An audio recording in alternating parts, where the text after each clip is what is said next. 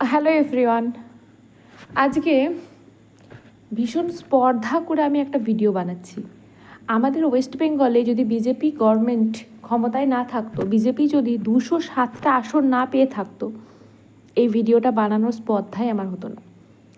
যেই পার্টি নেতাজি সুভাষচন্দ্র বোসকে পর্যন্ত গায়েব করতে পারে, আমার মতো ফ্যানে ভাতে একজন মধ্যবিত্ত পরিবারের বাঙালি সন্তান তো ভিডিও বানাতে ভয় পাবেই। কিন্তু আজকে একটু সাহস নিয়ে একটা প্রশ্ন করব, আপনারা উত্তর দেবেন যদি পারেন। যে মনে করবেন আমি ভুল, আমার প্রশ্নটা ভুল, সেও কিন্তু আমাকে কমেন্টে বলতে পারে। তো যারা ন্যাশনাল কংগ্রেসের ব্যাপারে জানেন যে তারা কি কি পদক্ষেপ নিয়েছিল, আপনারা খুব ভালো করেই জানবেন মহাত্মা গান্ধী কিন্তু গান্ধীজি কখনোই নেতাজি সুভাষচন্দ্র বোসকে খুব একটা লাইক করতেন না। আমি বলছি না ডিসলাইক করতেন, কিন্তু খুব একটা লাইক করতেন না। দুজনের কাজ করার পদ্ধতিটা সম্পূর্ণ আলাদা ছিল। নেতাজি বলেছিল, তোমরা আমাকে রক্ত দাও, আমি তোমাকে স্বাধীনতা দেব। গান্ধীজি বলতেন, না, রক্তক্ষরণ যেন না হয়, গুলি যেন না চলে, বোমা যেন না ফাটে, তোমার এক গালে মারলে আরেকটা গাল এগিয়ে দেবে, তুমি কোনো মতেই কিন্তু ইংরেজদের সাথে কোনো রকম হিংসা করবে না, তুমি অহিংসার পথে চলবে।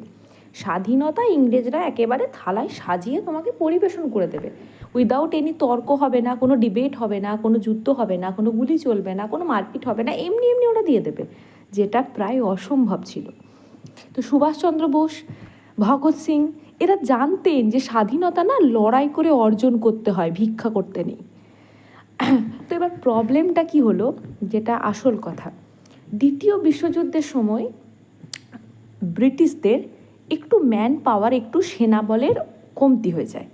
আপনারা জানেন England is a very small country, India is a very big country, ইন্ডিয়াতে অনেক ম্যান পাওয়ার আছে। তো ব্রিটিশদের হয়ে লড়ার জন্য জার্মান সেনাদের সাথে ওরা ভারতীয়দের ধরে নিয়ে যায় মানে অর্ডার করে যে আমরা যেহেতু ব্রিটিশ, তোমাদের ওপরে ব্রিটিশ গভর্নমেন্ট, এখানকার গভর্নমেন্ট ব্রিটিশ এবং তোমরা গোলাপ, তো তোমাদেরকে যা বলবো শুনতে হবে। তো অনেক ভারতীয় লাখ লাখ সেনা ইংরেজদের হয়ে লড়াই করতে যায়। তো কেন যাবে তারা ইংরেজদের ঝামেলায় কেন পড়বে?